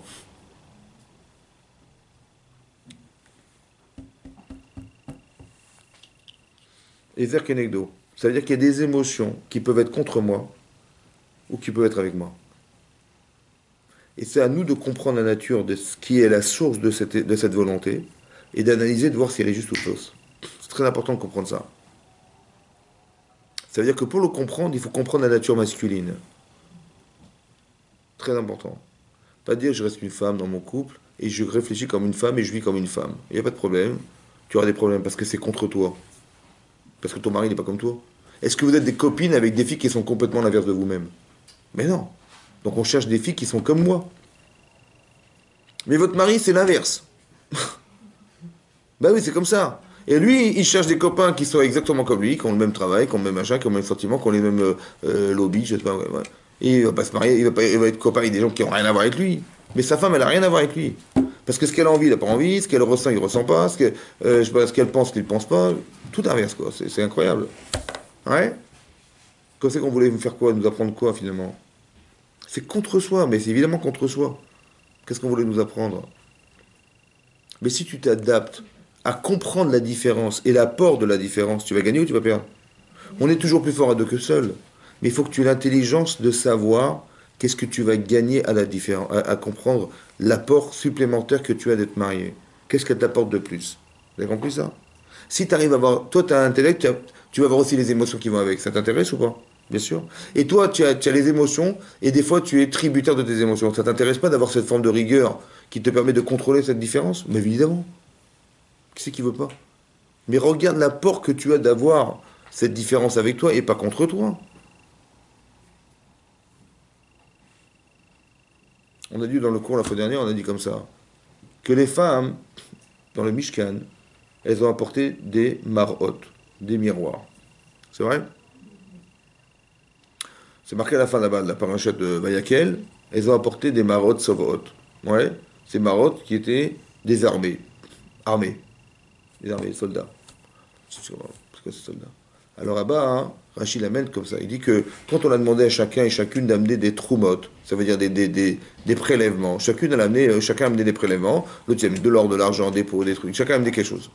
Il y avait même énormément, il y avait trop même. On ne savait pas quoi faire avec tant. Il y a tellement de choses qu'on a apportées pour construire le Mishkan. Les femmes, qu'est-ce qu'elles ont apporté? Elles ont amené des marottes, des miroirs.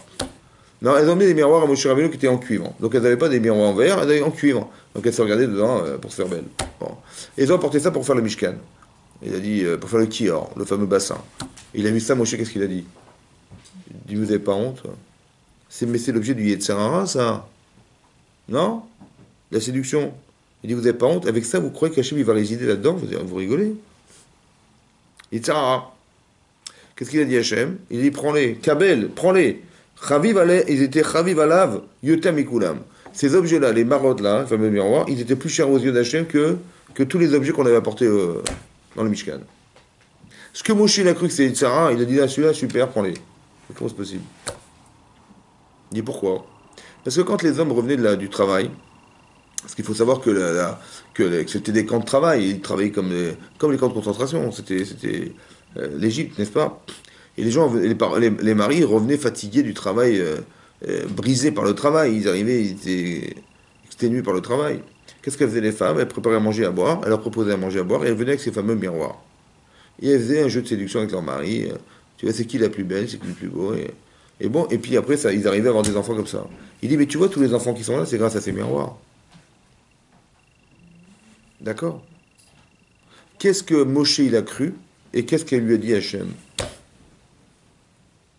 Regardez la vision masculine et la vision d'Hachem. C'est quoi la vision masculine?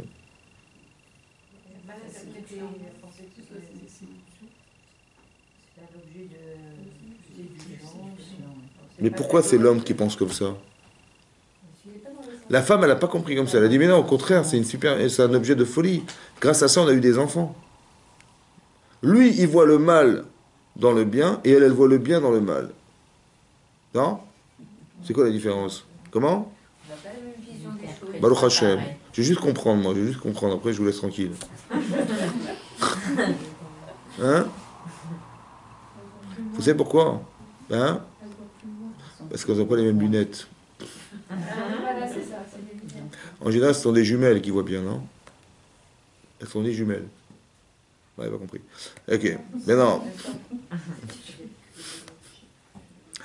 Non, c'est comme ça, je pense comme ça. Un homme, il a peur de faire une avéra. C'est pour ça qu'il étudie la Torah. Donc ça veut dire que l'homme, il étudie la Torah pour aller se battre contre son Yetzer Hara. C'est une lutte permanente. La femme, elle a cette puissance incroyable de voir que même le Yetzer Hara, il est tov. Alors c'est la même vision que j'ai, parce que les top méodes, c'est marrant. Regardez quand tout va bien. J'ai un cœur qui me pousse à faire du mal. Et j'ai un cœur que je construis, j'espère qu'en étudiant la Torah, je vais commencer à avoir des émotions qui vont refouler mon Yetzer. C'est vrai ou pas? Donc je vis contre le Yetzer Hara en permanence. Donc je vis à moitié. Parce que j'ai une moitié de moi que je refuse et une moitié de moi je l'accepte. Et c'est cette partie de bien, j'espère qu'elle sera suffisamment forte pour repousser le mal. Mais ce mal, il est en moi, c'est ce que j'ai mal construit, oui ou non? Donc je vis à moitié, un homme il vit à moitié. Une femme, qu'est-ce qu'elle fait? Elle dit, mais t'as pas compris, ce qui est mal est bien. Ah bon? Tu vois le miroir? Tu peux l'utiliser pour faire une avéra, mais tu peux l'utiliser pour faire une mitzvah. Ça dépend comment on l'utilise. Mais c'est la femme qui voit ça. Elle est très positive. Parce que non, parce qu'il y a une émotion qu'il y a dans l'objet. Le Yetzer Hara, c'est un désir. Il y a un désir dans le Yetzer que tu peux utiliser contre toi ou avec toi. La femme, elle a cette capacité à avoir le bien dans le mal, que l'homme n'est pas capable de voir.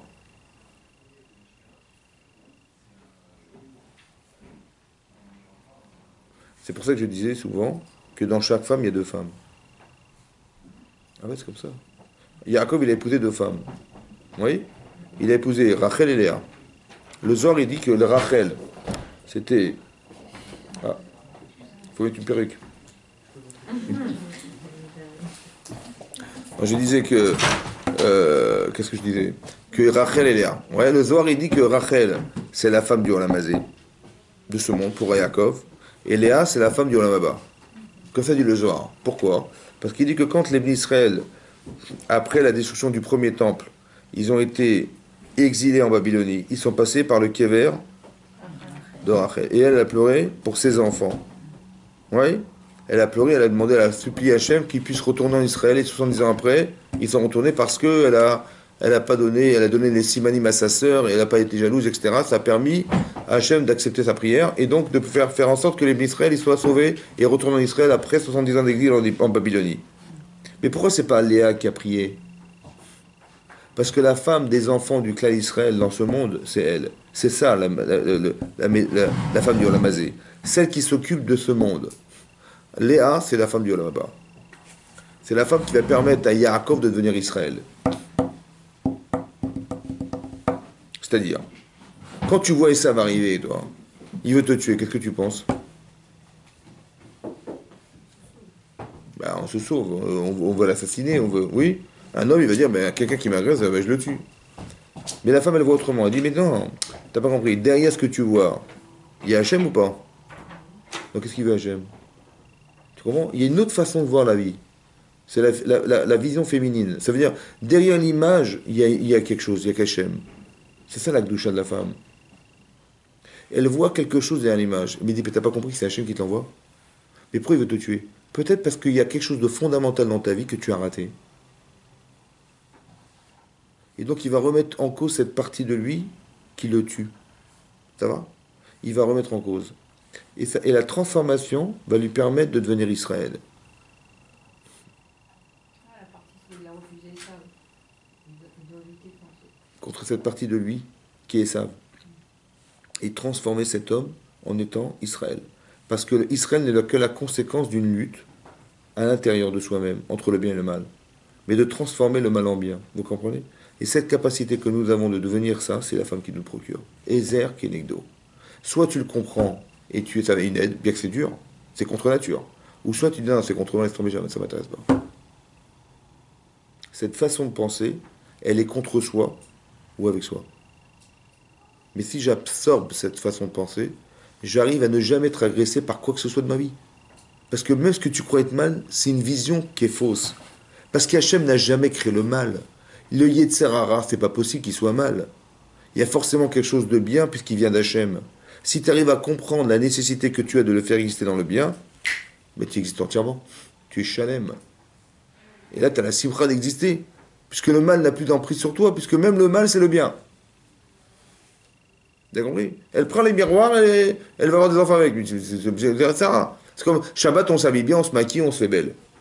Mais c'est ça? Non! C'est en l'honneur du Shabbat. Donc j'utilise ce que tu as de mal pour faire du bien. C'est juste l'orientation qui est fausse. Mais, mais la chose, elle est bonne. C'est ce que je fais avec qui est faux. Mais je peux faire aussi bien avec, non? Ben, utilise pour le bien.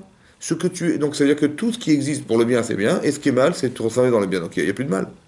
Cette vision-là, c'est la vision féminine. C'est Ezer Kenegdo. Ça va? Parce qu'une femme, elle est née de quelque chose qui est de Gdusha du départ. Elle n'est pas née de la terre. Une femme, elle transmet le judaïsme. Chez une femme, il n'y a pas de haut et de bas. Que tu sois la femme d'Adam Arishon, la femme de Moshe Rabbeinu, la femme de n'importe qui, il y aura toujours le judaïsme par la femme. C'est-à-dire qu'on est juif par une femme. Alors que l'homme, s'il se marie avec une juive, elle sera juive, mais s'il se marie avec Goya, elle sera Goya. Donc l'homme, il ne transmet pas le judaïsme, c'est la femme. Vous avez compris? Il y a une gdusha intrinsèquement liée à la femme, qui est très très puissante. Une femme, quand elle a un problème, elle prie. Un homme, il veut se débrouiller, il veut s'arranger. Vous avez compris la différence? Parce que la femme est prière, la femme est gdusha. Donc c'est ça les airs. C'est ça qu'il faut apprendre. Il faut apprendre à mesurer ça. Et une femme, elle a besoin d'aider son mari dans ce sens. De permettre d'accéder à ce qu'elle est déjà, elle. C'est pour ça que la Gemara dit que si une femme, elle permet à son mari d'étudier la Torah, ben c'est normal puisqu'elle n'a pas besoin d'étudier, parce qu'elle est déjà. Que le produit de l'étude, c'est ce qu'on va devenir, mais elle est déjà. Donc si elle peut permettre à son mari d'être ce qu'elle est déjà, c'est ça sa mitzvah. Vous avez compris? Alors qu'un homme, il est en devenir. Une femme, elle a moins de mitzvot. Ben parce qu'elle est déjà. Il n'y a pas ce travail à faire. Alors qu'une femme, elle peut permettre à son mari d'atteindre ce qu'elle est déjà. C'est ça le Ezer Kenegdo. Vous avez compris? Un homme dit, qu'est-ce que tu me casses la tête avec la religion Mais une femme, elle ressent ça. Oui? Elle a plus d'émouna parce qu'elle a ça. C'est ça, c'est la force. Alors que l'homme, il doit construire. L'homme, il doit nourrir ses Yitzaratov pour pouvoir combattre son Yitzhara. Mais ça veut dire quoi, combattre? Au départ, c'est un combat. Mais après, je vais peut-être avoir la subtilité de comprendre que derrière, il n'y a pas de combat en fait. C'est l'usage que je veux en faire qui va être tov. Vous avez compris? C'est ça, c'est le rapport que la femme elle a avec son mari qui lui permet d'accéder à ça, de comprendre que finalement, même quand elle se fait belle, soit elle fait ça parce que pour séduire les hommes, soit elle se fait ça pour séduire son mari. Mais c'est un choix. Vous avez compris? Le même chose qui fait le mal peut faire le bien. C'est ça. Donc il faut utiliser ça les tovas, voir que tout ce qui est partie, qui est partie négligeable, qu'elle devienne au contraire en renforcée et enchérie par la compréhension qu'on en a. Mais ça c'est la nature. Si vous avez compris la nature des éléments, vous savez comment l'utiliser. C'est pareil. Si j'ai compris la nature de ma femme, je sais comment l'utiliser. Si j'ai compris la nature de mon mari, je saurai comment aussi l'utiliser. Mais c'est ça. Et la différence de lecture, c'est la différence de nature. Donc si vous avez bien compris, il n'y a pas d'ambiguïté. Parce que je sais que mon mari raisonne comme ça. Et je pense que le summum, c'est d'arriver à précéder le besoin des autres dans la nature de l'autre. Quand vous avez compris que si par exemple votre mari, il vous précède dans vos besoins personnels, il dit, tiens, il me comprend, ça vous fait plaisir. Donc il faut, mais c'est parce qu'on a compris que la personne, elle peut devancer les besoins. Mais si elle n'a pas compris, elle est toujours en retard, elle est toujours un truc, il est toujours, il est jamais là, il est jamais dans ma tête, il ne comprend pas ce que je fais. Donc c'est ça le misère, c'est ça la différence. Vous avez compris? Chazak mesdames, chazak au balour, chazak.